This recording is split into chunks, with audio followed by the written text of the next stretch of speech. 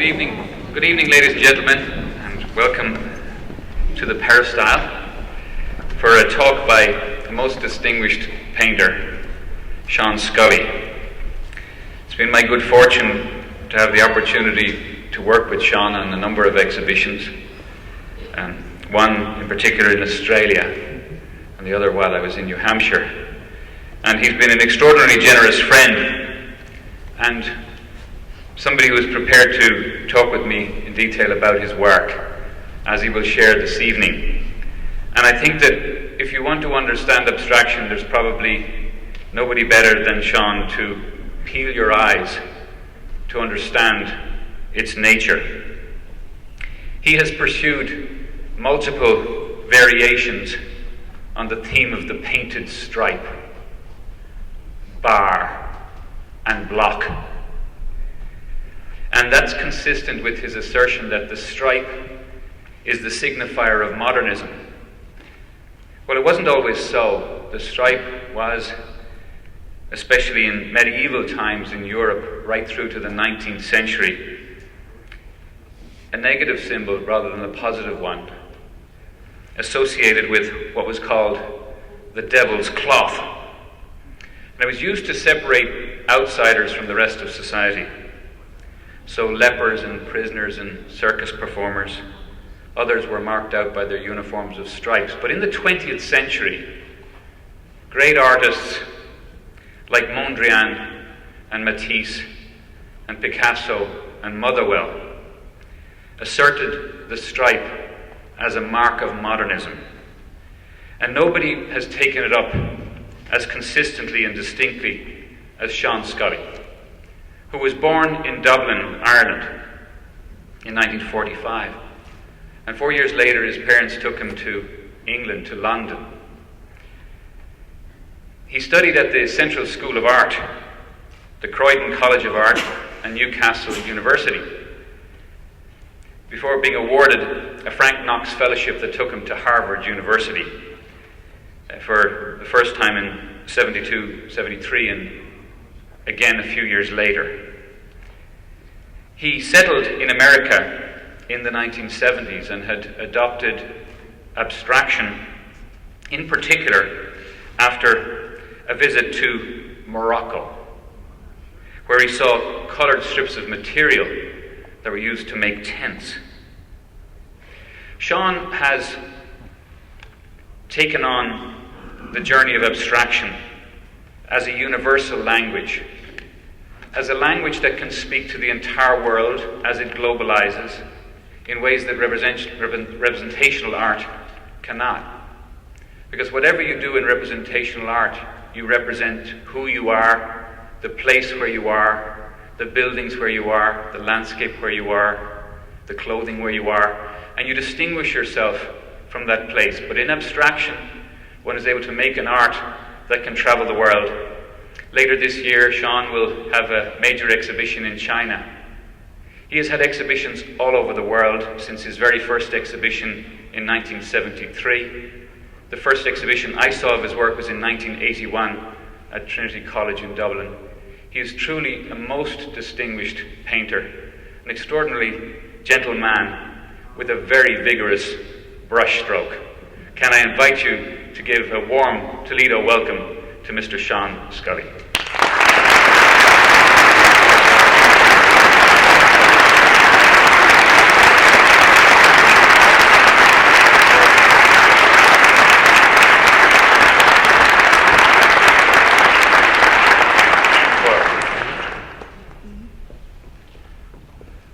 Hello.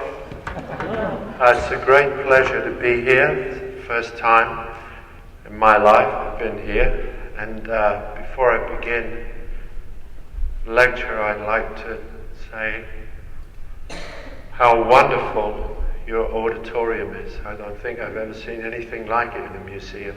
It's really absolutely stunningly beautiful. And something that will stay in my memory. It looks as if it was made for the ages to promote discourse and enlightenment to great numbers of interested people.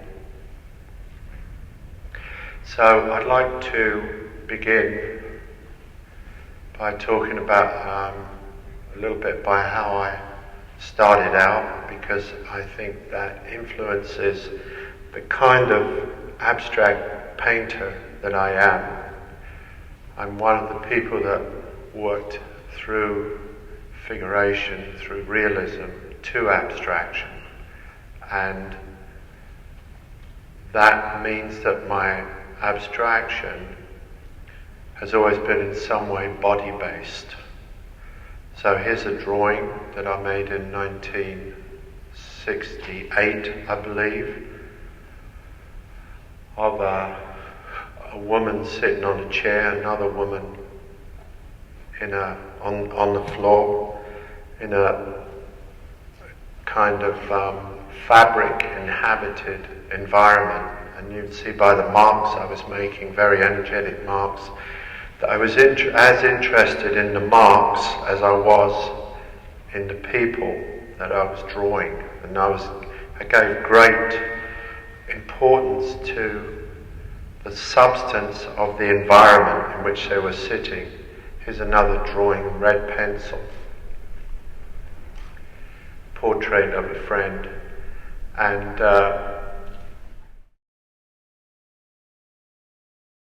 you see that the marks are extremely directional. So they have a sense of life of their own. They're in love with their own happiness, their own being in the world. They are celebrating their own place on the paper. As much as they are in the service of description, they're also in the service of emotional intensity and describing, of course, light and dark in a sea of red. And then I go to painting, but when I started painting, I immediately simplified my paintings and was heavily influenced by German Expressionism.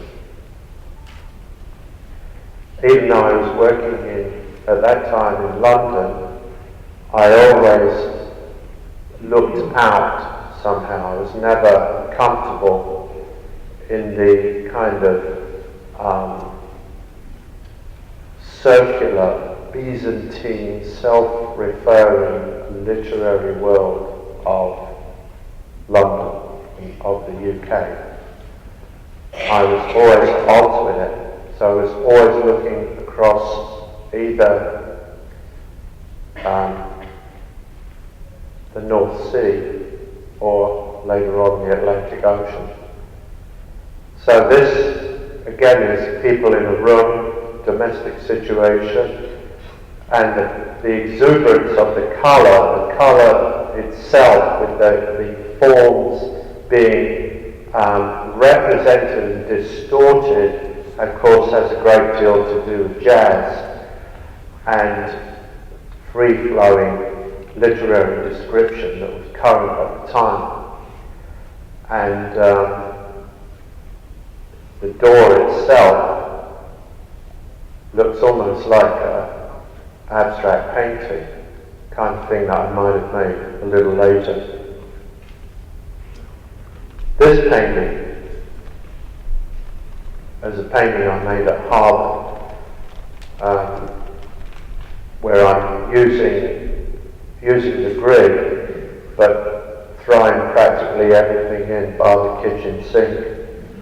And it's a study of windows and buildings and the city, and the rhythm of the city. I found Boston, where I first went as an invited guest, to be an exuberant, open, generous society, and the light around Cambridge, where I had a studio in Harvard Yard, was just fantastic. It made everything so exciting.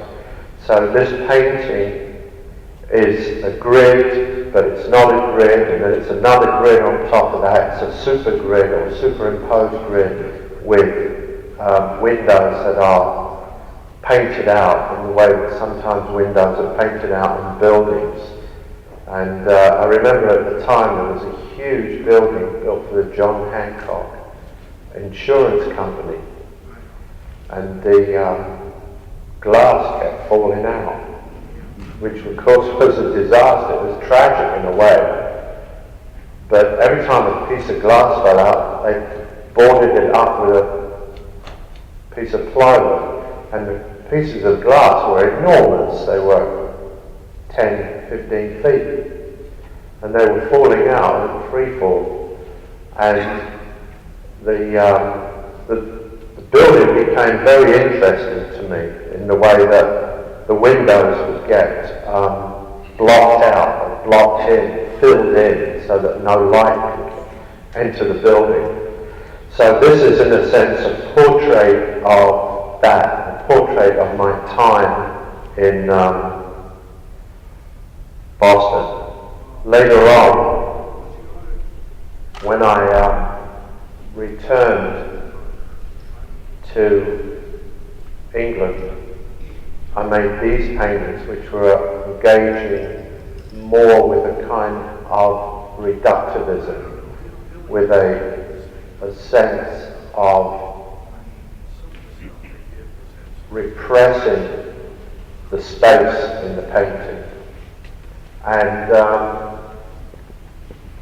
making the painting archaeologically by painting it red, taking it out, painting it red again, taking it out again horizontally, and then putting paint on very heavily at the end with a roller, and finally pulling all the tape out. So in a sense I'm making the painting in reverse.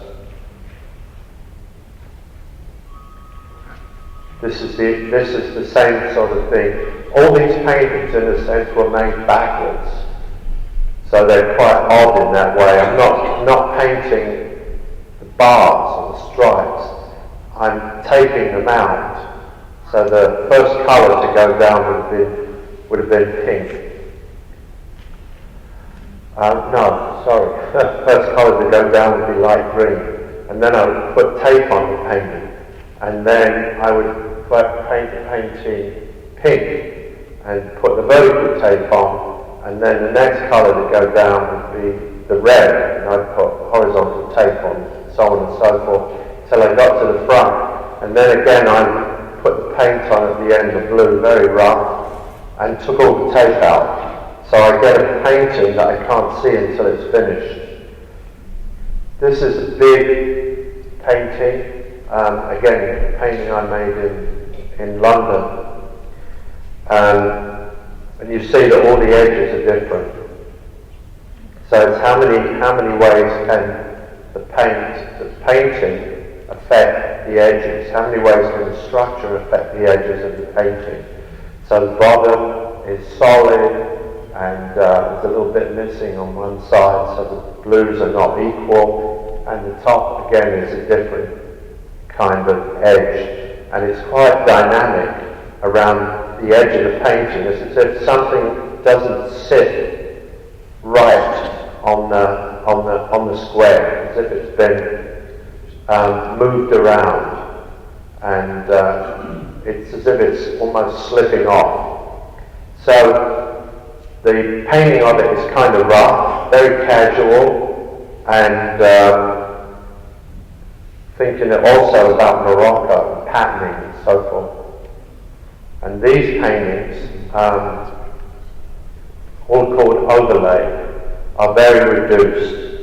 I think I'll show you another one. Here's another one. Here's the first one. And the first one, in a way, is my favourite, this one.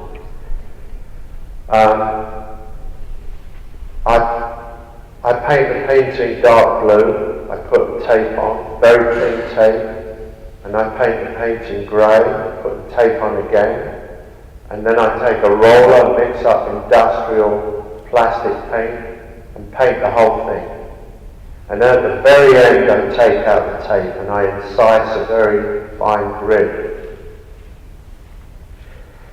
And I was in Saint Etienne once. This painting was in a retrospect. Saint Etienne is a place in France that's famous for its soccer team.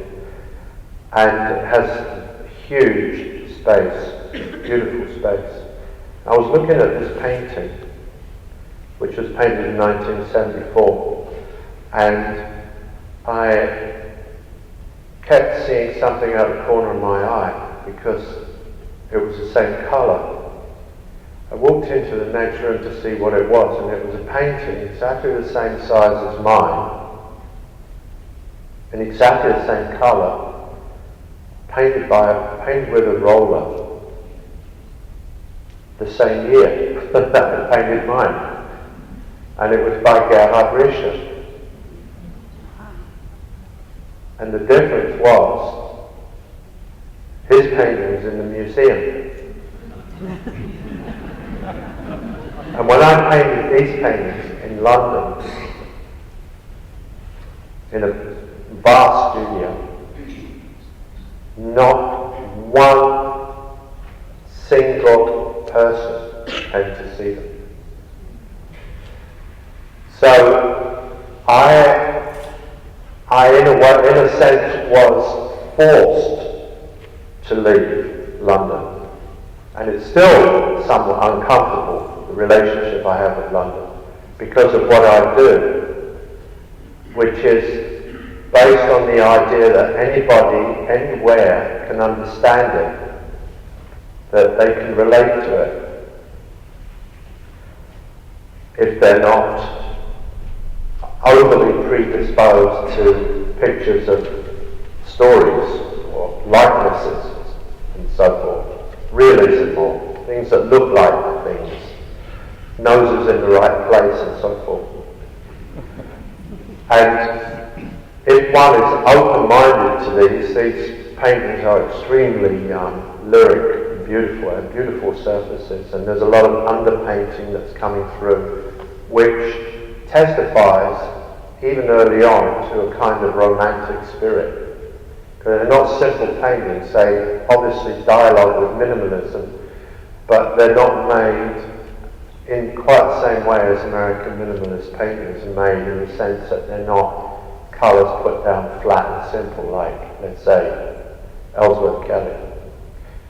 They are made with overlay, that's why they're called overlay, and they have a history to them. So I'm looking, even at that point, for depth in the work, although I'm using an international language.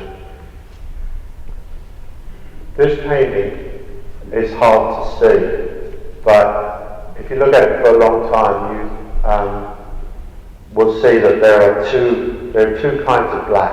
So it's a midnight painting. Again, deeply romantic impulse. It's like a kind of hypnotic screen where the two blacks mix for you all the time, and one set of black is superimposed on the other. So when you look at the painting from the side, it has a kind of sculptural quality. It's very animate, and it's very interesting to walk around the painting. It's not necessary to stand in front of it. It's quite environmental. So at the same time as it's big and highly rigorous, of course, it's extremely gentle. And it's a picture of nightlight, but it's a picture that dialogues with American minimalism. And this is a painting I made after I arrived in America. And what I've noticed recently, because I've had so many exhibitions of my early work, is that when I came to New York, I dropped the vertical. So in other words, I got rid of the grid. So the work became much more open. However, I would say that of all the people that came from Europe at that time,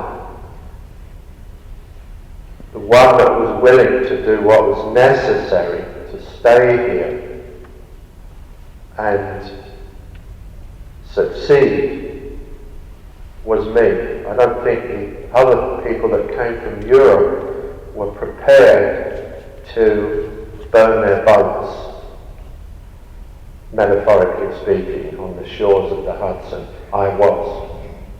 I was willing to purge my work of colour and all illusionistic space.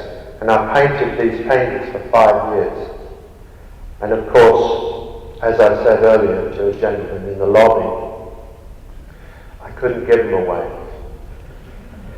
So life was tough in one sense in New York, but coming from Europe, and the complication of Europe, from the layering of Europe, it's in a way an obligation to do that. You've got to discard so much of what you know to stay here, which I was willing to do, and which I did, and now I'm here.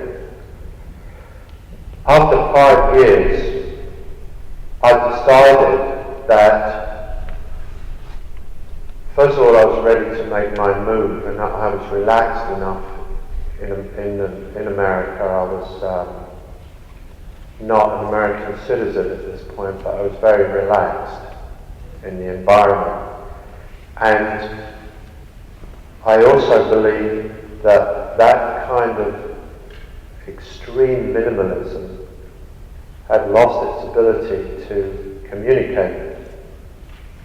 And this was borne out by subsequent events, by all the way that all the painters from Europe arrived on the shores of America and dominated the art scene of the 80s. Because people were tired of looking at nothing, or they were tired of looking at paintings with the title Untitled, or Untitled number 280, this kind of thing. Everybody had enough of it, me included. I'd had really a belly full of it, and I was ready to rock and roll. And I made this painting, which was very much about the city, and very much about syncopation and discordant rivers, near and far, all pushed onto the same surface. So you're looking at the same stuff, but painted differently, painted in different colours, and painted from different distances. So everything is overlapping everything else, which is in a sense a picture of New York, which is what's happening. The simultaneity of New York is staggering. Later on, I made this painting, which is called Heart of Darkness. This is in the Art Institute in Chicago. And this painting exaggerates the aspect of different personalities being abutted to one to the other. So in other words, the ego of the painting has got a lot bigger, I've got a lot more confident, and the metaphorical quality of the work has been, again, pumped up, because I'm making reference to a novel that I was reading at the time, and I used to do that periodically. Painting being quite a lonesome business. One reads or plays music, and then I sometimes make painting as an homage to the book that I'm reading, since I think the book has in some way influenced me. Right now, I tried to read Toni Morrison's A Mercy, which incidentally has someone in it called Scully. It took me a year, but now I've got a 5-year-old child, so my reading habit has decreased alarmingly. But I guess I'll get it back, you know. I'm sure it'll be rabid again when I'm in an old folks home.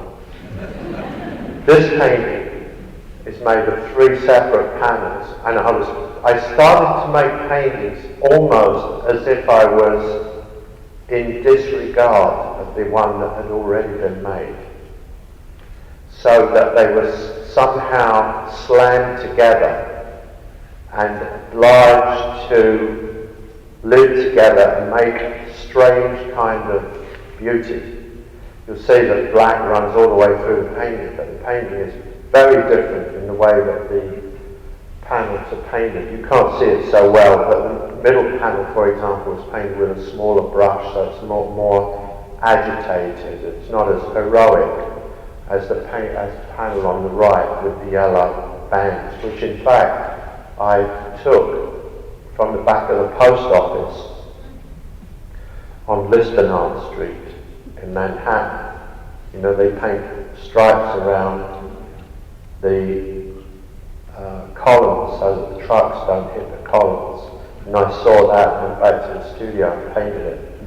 This painting is called Maestro, and this is another progression in, I suppose, confidence and arrogance. The painting is made out of different sized boards that I had lying around in the studio, and I made all these panels myself. I didn't have the money to pay anybody else to do it. I made them all from wood that I found. The backs of the paintings are very interesting, and on occasion as interesting as the front. As they should be, of course, because it should be interesting all the way through.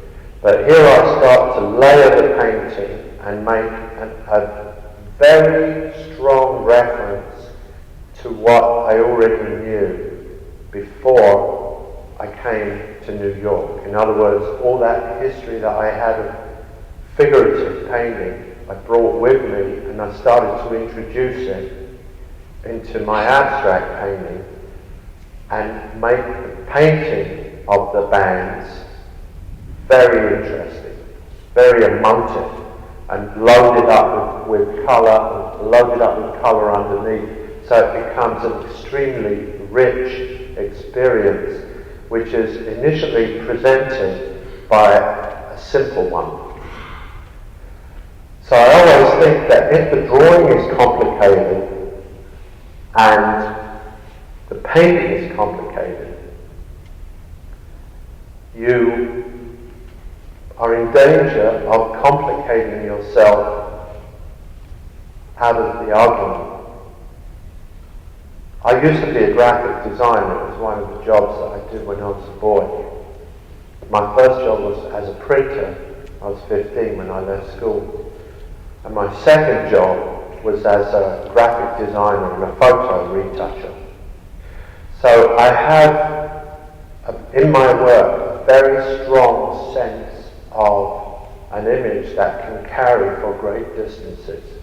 And that's it just in me now. I can't do anything about that. So it makes the paintings very bold in terms of their drawing. The drawing is quite simple. I've noticed that many schools, this is called Maestro by the way, I've noticed that many schools with small children like to have Scully days where the children make versions of my paintings, and they love this because the paintings, particularly from this stage, have very provisional relationships. These are relationships that can come apart, or I might say fly apart, and this is called flyer. So the painting is both a study in weight and certainty and extreme uncertainty, because none of it fits, and none of these things really want to be with the other thing. So these paintings are about that kind of discordant, slapped together provisionality that one sees all the time in New York, which is almost like a city without a memory.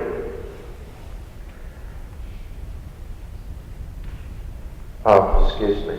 This painting is called Arabic. It's named after a short story by James Joyce, but it also looks Arabic. So it looks kind of, in a sense, like a standing figure with something that's been dropped down into it as a visitation or a message falling out of the sky into the painting.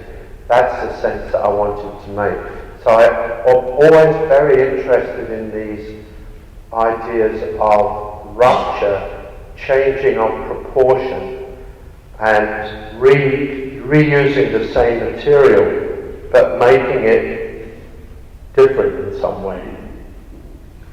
And there's a very strong sense in a painting like this of the influence of Islamic art on my work, which is probably one of the reasons that I can show my work around in a lot of different places, globally, I mean, because people can relate to it, since, in fact, only about 50% of the world is heavily invested in representational art. It's a little bit like driving on the right side of the street, you know. People think that everybody drives on the right side, and they only don't drive on the right side in England. That's not true. They don't drive on the right side in India too, with a huge population. But this kind of painting, which is, of course, invested in the history of Western painting, in other words, our painting, is heavily indebted to the music and the iconography of art from other places in the world. So it's as if the paintings will constantly mean two things. And they're not sitting simply or comfortably in a linear history of American abstraction. They bring too many other things to the table. They're too complicated in a certain sense.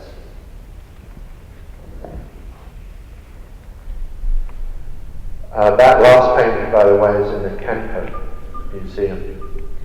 This painting, I believe, is called Sign. It's either called Sign or Signal. And one of them is in Cincinnati, but this one is in the Carnegie.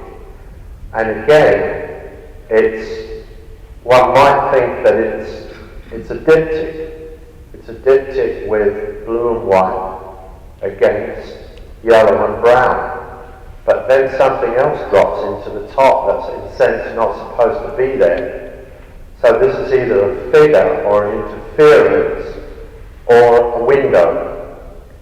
But the contraction of the scale in the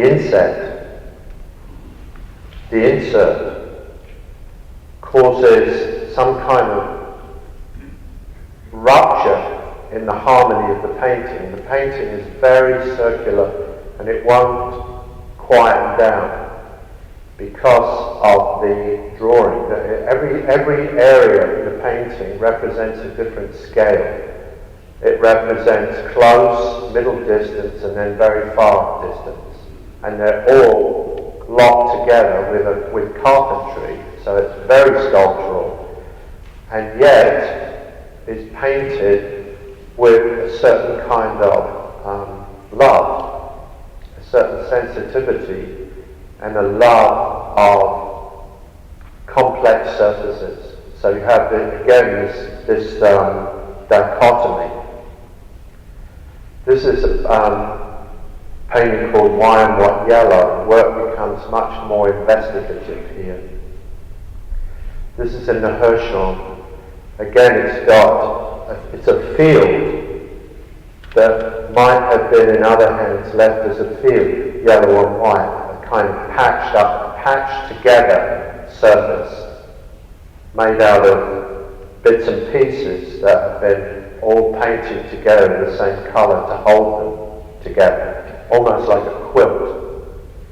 But I then punched 2 holes in it, which are cut out. So it's a painting that carries a painting and a sheet of metal.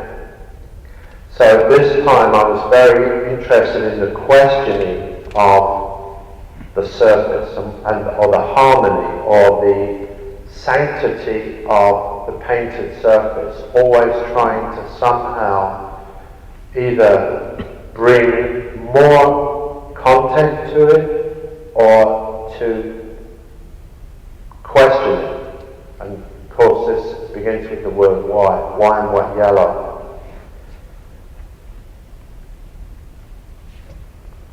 This is another painting from the same period, which is in the Albright Knox gallery. This is a painting with 2 windows in it, and one of the windows is really isolated with a wooden frame, which I built out of old wood. And it's in a huge and heroic field of black and white stripes, which could have made a painting, of course, on their own, but it wouldn't have been nearly as interesting as this painting. And this painting is called Between You and Me. And it's really a picture of a difficult relationship between these 2 entities, these 2 figures, one being significantly more integrated into its ground than the other suffering from a sense of isolation, both in terms of its colour and its drawing. As its drawing is circular, it starts to go in on itself. And it's either framed or incarcerated and certainly separated by this wood. And the other one, set into the field, seems to be significantly more comfortable. It's also made out of 4. The background is made out of 4 and the inset is made out of 4. So it's almost like a smaller version of the bigger field at a different time of the day. Whereas the yellow and blue one seems to be in some way alien, spinning around in and on itself. So it's a painting, it's an abstract painting about a difficult relationship. This painting is in the MoMA. It's called A Bedroom in Venice, and it's an homage to a woodcutter by Turner, who's an artist I love very much. And again, I do something quite similar. I noticed myself looking at the paintings. The inset on the left is significantly more flat, immersed into the ground, almost as a kind of relationship to a soft seascape. And of course Venice is a town surrounded by water. And the inset on the right is more strident, more aggressive, as if it's either interfering with the harmony of the painting or it's popping out from the painting, but it's disturbing. It's a disturbing element. As elegant as the painting is, it's also a difficult painting. It's a painting of difficult dialogue between the 3 elements. The background, the right window, and the left window. The right window opening up another kind of light, a bright light, whereas the other side is more melancholic. This is a painting that is here, it's hanging, called Ookbar. There's Ookbar. I was reading at the time a story by Borges, and it was a story about these 3 towns One was called Akbar, one was called Ookbar, and one was called Ookbar. I only got as far as Ookbar and Akbar. And I've painted Ookbar and Akbar, and it's caused me so many problems, I can't tell you. And the point of the story is that the name of this place, which is Ookbar, Ookbar and Akbar, causes problems of identity, and nobody can find it, because nobody can agree on what it's called. And I was just absolutely fascinated by this, by the delicious perversion of it. And I decided to make 3 paintings as a reference to the story that people would have difficulty distinguishing. And I made 2, and that, I can assure you, is difficult enough. The other one, Akbar, is in the Reina Sofia. They are different, but the carpentry is the same. But it's really like a field of guitar strings that vibrate in a landscape that is the colour of corn, with a painting dropped into it, or another kind of thing dropped into it, but it's painted quite differently from the larger field, because the larger field is painted with the black lines left as negatives vibrating in the yellow, like a drawing, like a giant drawing. But the inset has got weight and body and density and a democratic division of colour, grey, blue, grey, blue, grey, blue. But of course there's a lot of colour underneath it, and it's all surface, all skin. Oh, this is the other one. This is the one in the Reina Sofia called Akbar, or Ookbar, one of those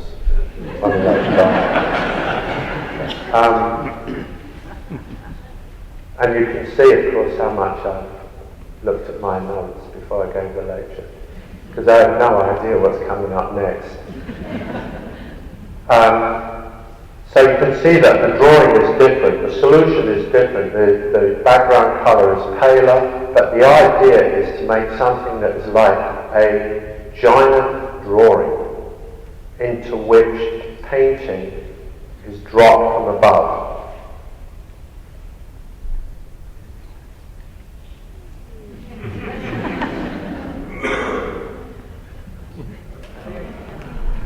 Okay. All right, now, this group of paintings is called Lillian. My wife's name is Lillian. I made some prints that were all made with windows, insets, called Lillian. I made those for her. And I like them so much that I was really simply compelled to make the paintings. So what I did with these paintings was to make an upside down horizon painting with the black at the top and the white at the bottom. And then I filled in the insets with imagination. And again, it's a little bit like jazz in the sense that it's an improvisation on a structure. So I allow myself an incredible amount of latitude in the way that I paint the insets and the colours and the drawing. Horizontal, vertical, horizontals, large, small, soft, hard, bright, less bright, and so forth, to set up something that is musical in some way, musical windows in a certain sense, with these different views, but always playing around, dancing on the same background. So again, this refers to minimalism, which is of course a great American art movement owned by America, because it was done so simply without too much elaboration. And with, in my case, with a lot of poetic use of colour and painted surface. So I make work very often that's serial, and I think that way. But they're not minimalism, they're the thing after minimalism, and in a sense this might be a good point to say that I think that what I've essentially done is to take the example of expressionism, which I was involved in very early before I came here, which is of course associated in this country with abstract expressionism, and pushed it through the minimalist grid into what I do now, which is in a sense a fusion of both, summation of both. I want the rigor of minimalism and its direct reference to our urban rhythm and the rhythm of our lives and the rhythm of contemporary music and so forth, the rhythm of the structures in which we live and which we make on computers and so forth. And I want to preserve humanism, emotion. This is a little painting called Dented Window, which I have in my studio in Europe. And I painted this in the middle of the forest in Germany. And these colours relate to colours that one sees in the day, in a certain sense, and the colours that one sees at night and sunset, and dusk, disappearing light and appearing light. And I painted the same painting left and right, but in a sense it shows the impossibility of doing that, or the possibility of always feeding off of it, always representing it differently, and how something is in a way inexhaustible. So they're like Siamese twins, but they're not alike. Time for a break for you. So now, I thought you would enjoy having a break from me and listening to what I wrote about Cimabue. This is staggeringly beautiful painting in Assisi, which is where I took my wife for her 35th birthday, and she absolutely adored it. So this is my little text.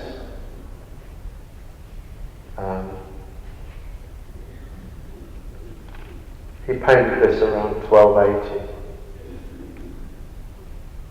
and he preceded more or less everybody. The Basilica of St. Francis of Assisi is extremely important to me because it's dedicated to St. Francis, who was my favourite saint. He loved animals and gave them a status that they hadn't hitherto had. He treated them as God's children. In the Catholic teaching, you were told that animals didn't have souls, but his attitude changed all that. I think the context of it is very important when you see Cimabue's work there. When you go to the church, time is reversed, and by that I mean you see Giotto's work first, and then Cimabue. The Giotto is immediately attractive because it has a clear narrative and you can follow the images very clearly. That is why it was so popular for artists like Matisse. But for me, Cimabue is more relevant for us now. His work is emotionally dense and very impacting in the sense of the violence of it. There's a savagery about this work. Part of this was the product of his personality. He was, by all accounts, very difficult and unforgiving. He was a disobedient, renegade figure. In other words, the kind of person that we got used to round about the time of the High Renaissance, which was a change from the more obedient and reverential souls that had come before him. He was a revolutionary from the inside. Cimabue came from a noble family and had all the advantage of that when he was young. But instead of conforming to the comfort of those advantages, he was considered a bad student at school, spent most of his days dreaming and drawing instead of applying himself at mathematics and politics. His wayward and highly individual spirit led him to become an adult of great creative power and to break with Byzantine rigidity. It wasn't that he broke with it completely, but he pushed it to a position of instability that inevitably led it to express its movement. Cimabue, through the force of his personality, metaphorically speaking, pushed open a huge iron gate that opened up a view onto an unlimited pasture, which made it possible for Giotto, his student, to simply stroll onto that pasture and work. I find Cimabue's work to be so deeply moving. It is not a work that unfolds. It is like an abstract painting in a sense. I'm not sure it influences what I've been doing because I was doing my work before I discovered Cimabue, but there are paintings of mine that are much related in terms of colour, like Dying Day or Raphael or Africa. They have the same sense of dark and light that seeps out of the painting. Cimabue made some technical mistakes, so the colours in his paintings have changed, so that the bright blues and reds and yellows have virtually disappeared. This leaves for us today his giant frescoes looking ravaged, as if indeed they are a testament to the essential, irreducible what remains. Thus they are like our abstract art, where everything happens at once. It is an art of a profound glance. It is impossible to know whether Cimabue's great frescoes have been enhanced or damaged by time, since they come to us today exactly as they are. But the dying colour in the fresco and the dying life in Jesus being crucified converge tragically. Cimabue was trying to do something that you couldn't do with the Byzantine style of art that he inherited. It had the rigidity of Egyptian art. Cimabue's personality was such that it couldn't be contained by that restraint, by that Gothic elegance. So he pushed that style of art so it could speak in a way that it hadn't spoken before. There is a parallel with the story of Cézanne and Cubism. Cézanne worked on one level like a traditional landscape painter. The paintings look like landscapes, they are chiselled up. But he didn't make things unrecognisable. He opened up painting for everyone else. In the same way, Cimabue made everything else possible for those who came after him. So you can either view him as an artist at the end of the Byzantine period, or the beginning of the Renaissance. I go for the latter.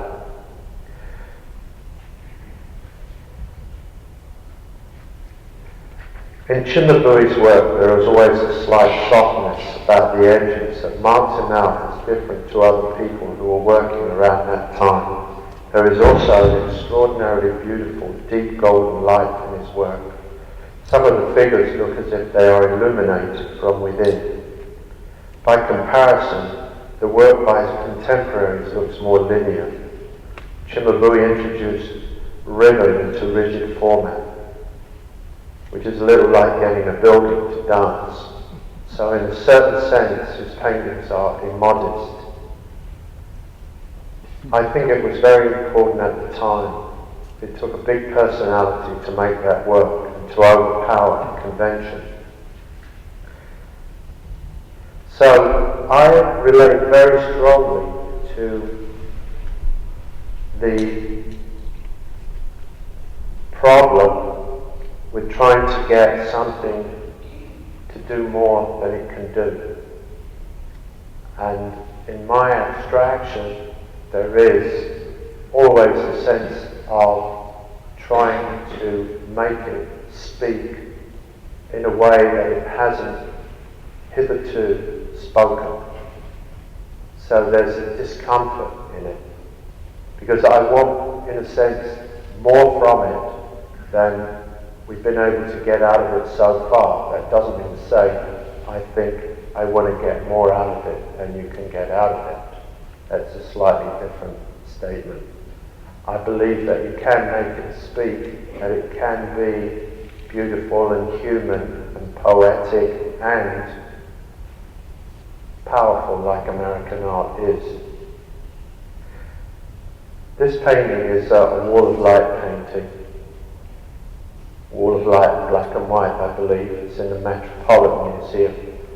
And these paintings were inspired by essentially a trip, of various trips that I made to Mexico, where I was looking at the walls of the temples at different times of the day. And I made a little watercolor on the beach in Zihuatanejo, and looked like one of these paintings. And then underneath I wrote Wall of Light. I had no idea why, but I did. This painting, Wall of Light Pink, is an early one. It's in Boston Museum. There's a certain scraping out, struggle, fighting with the colours, but trying to make a kind of rhythmical movement. And of course, as a metaphor, a wall of light is, in a sense, an impossibility. It's a hope.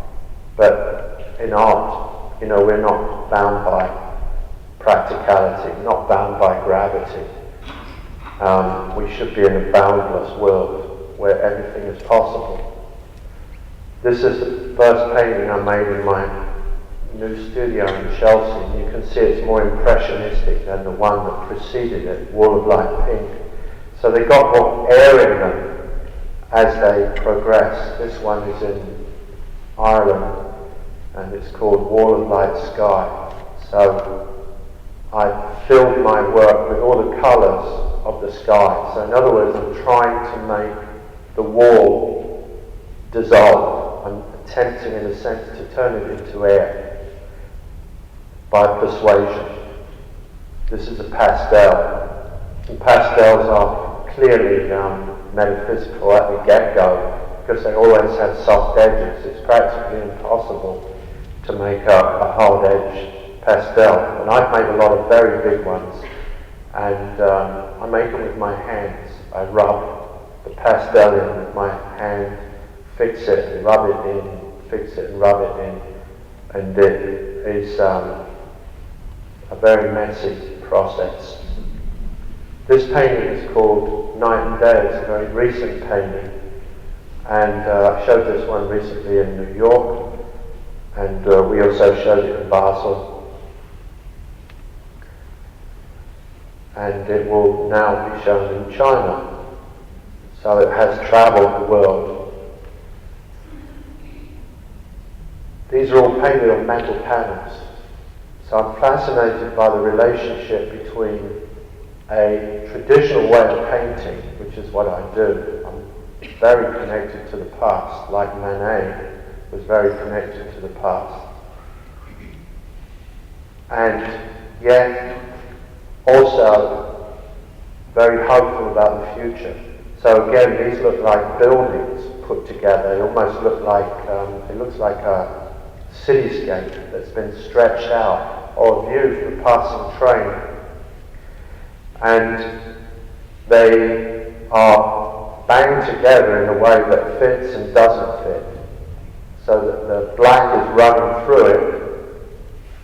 Mostly, it's a very reduced palette, as you can see, very severe in terms of colour, but ecstatic in terms of its drawing. There's nothing systematic about the drawing. The drawing is all intuitive. And this is another very recent painting. This one is called Horizontal Soul. And it's an extraordinarily stretched out painting.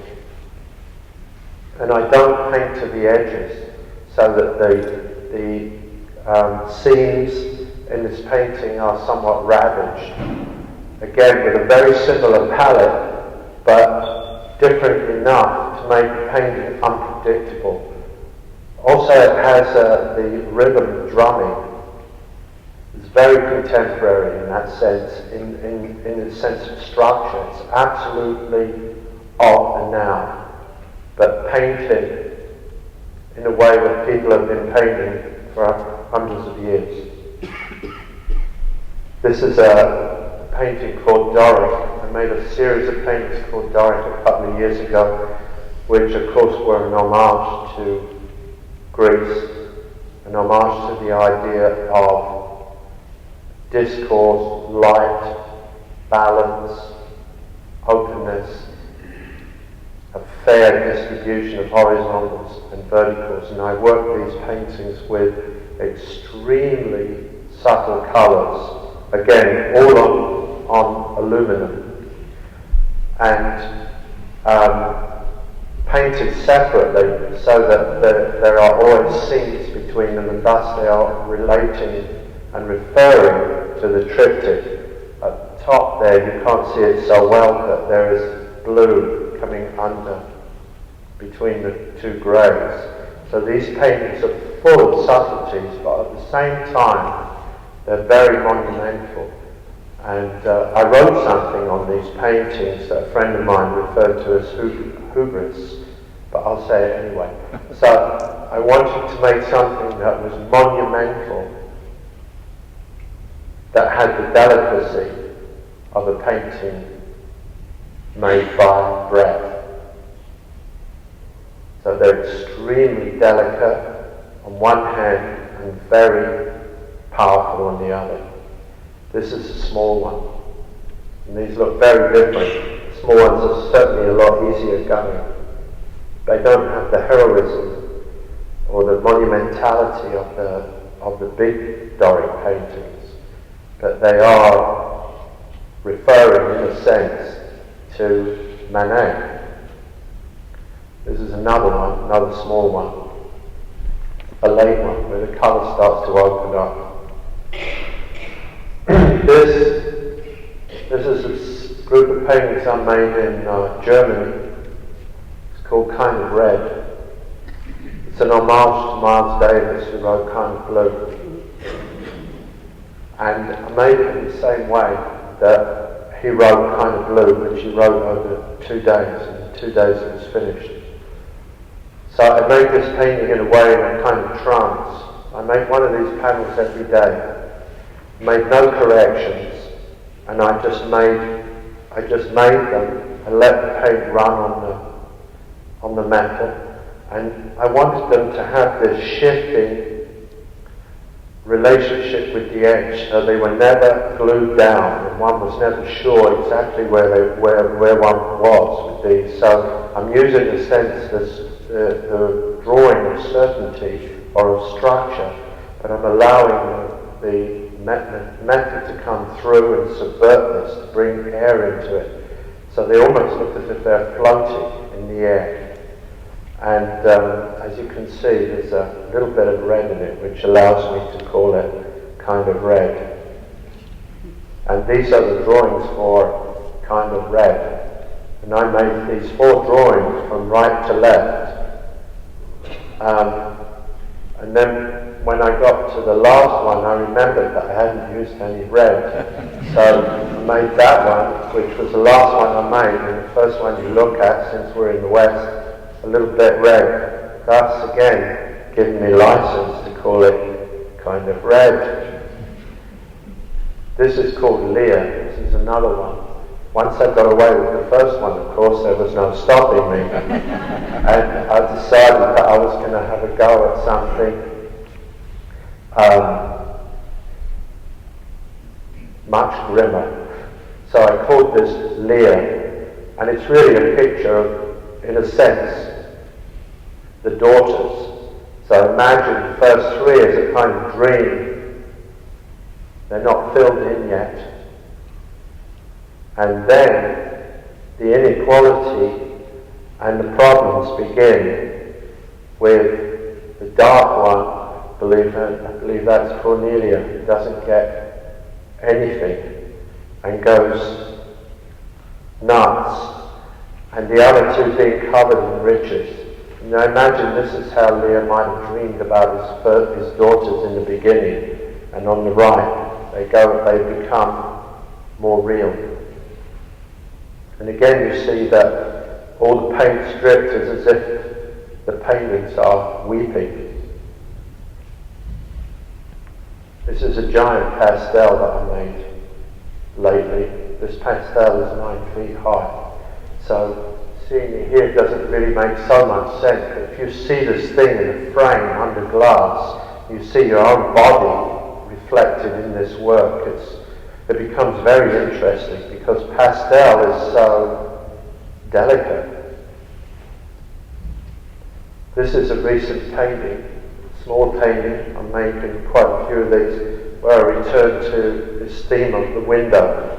So this painting is almost like a window being shut down by a curtain. And I draw out the window and fill it in. And again I paint the stripes very roughly, which I do on all of them when I kick them off. Here's another one. And this one is a positive, negative. I use the same colour inside the window as I do on the ground. And I draw it out in red. And I put this block at the bottom, which is a lump. Could be a window, could be a door. Anyway, I'm very fascinated by these inserts in the paintings. This is again a very recent painting. I'm doing these painting called Landline, which make a great reference, of course, to landscape and the romantic impulse of the painting. It's very clear, the colours are very mixed, dragged, made on the surface, unfinished looking, and I'm using a roller again as I did in the 70s. You see on the third bar up, that's made with a roller. So these paintings are very, very rough looking and exciting for me to do. This is another one of these paintings called Landline in metal. And that's a picture of me lying down wearing a pair of glasses with my name. And that's really it. That's the end of the lesson.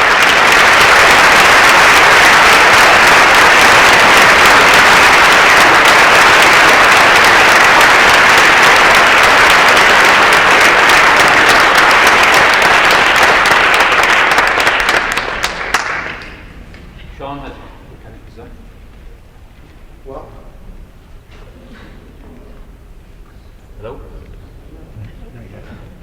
Hello?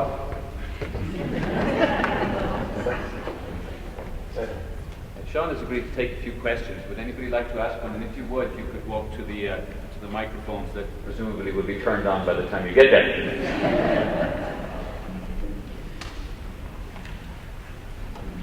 No. We will see.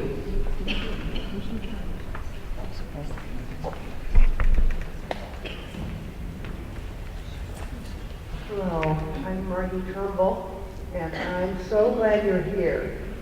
I happen to own one of your prints, and I have a question about that I acquired some time ago, and I have a question about how you feel about them, and can you tell us about what you do with your prints?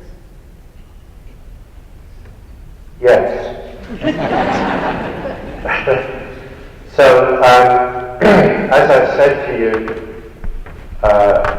my first job when I left school was as a printer. You know, I come from a very, very working class, well, sub-working class situation.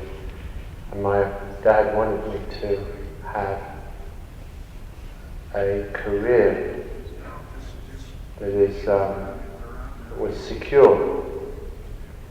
And of course he chose, ironically, the most insecure job possible, because about 5 years after I started my apprenticeship as a typesetter, set monotype, metal, the print industry, the great British print industry, was conquered by the Japanese, who came up with plastic panels that could do runs of 1 million,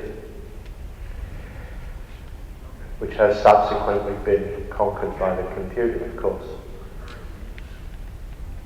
But for me, printing is automatic, because if you start doing something when you're 15 years old and you do it 6 days a week, 12 hours a day, which I did, to earn a princely sum of £5 a week, you are a printer. And I just adore it. I love the materials, I love the feeling of it, and I know what to do. Because most artists, most painters anyway, they go to a printer to make a commercial version of their work. And I don't, because I'm a printer.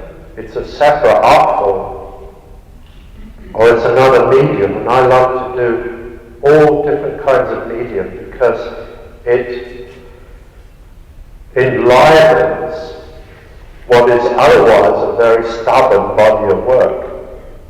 That's why I like to use the example of Cézanne, of course, because Cézanne was stubborn and a curmudgeon, which I'm not, but I'm very stubborn. And my work has a tenacity about it, which drives people crazy sometimes, but it also has a profundity about it and has an integrity about it. And like Cézanne, you know, sometimes you have to be in the mood for it, and I can see why people are not always in the mood for it. But I make prints, and in a way I can do things with printing that I can't do with any other art form. Aquatints are not like watercolours.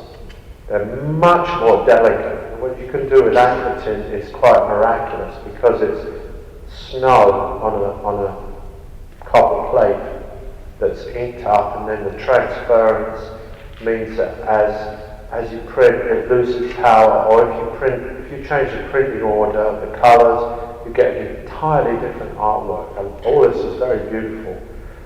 And I don't make prints for money at all, because prints, I tell you, in terms of business, they're a complete pain in the ass. You know, there's so, you know, you've got to keep you've got to do so much counting, and I can't do all that stuff. I just can't do it. So I make them, and usually I make them for worthy causes, like to support a book or something like that. So I just give them all away, really. But I really love doing them. I've had a print retrospective that was started by the Smithsonian, and they're a beautiful antidote to the monumentality of some of my paintings. Thank you. Thank you.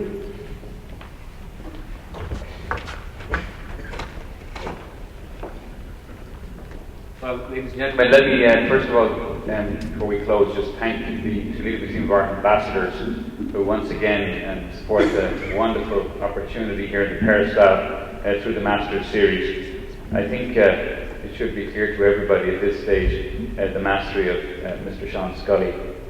I think that I can say personally that his work has indeed a depth, a lyricism, and at times what W.B. Yeats called a terrible beauty, but beauty.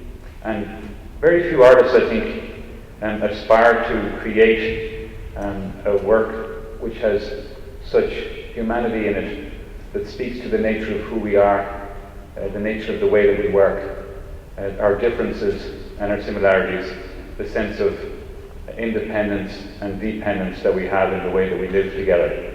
And I think that the poetry and the sheer incredible eloquence of Mr. Sean Scully and his ability to talk about his work is something that is a privilege to hear. I hope that you've enjoyed that yourselves this evening, and I want to thank him on all our behalf for being with us in Toledo, with Lily and with Oisin, their son, who's here tomorrow celebrating his 5th birthday.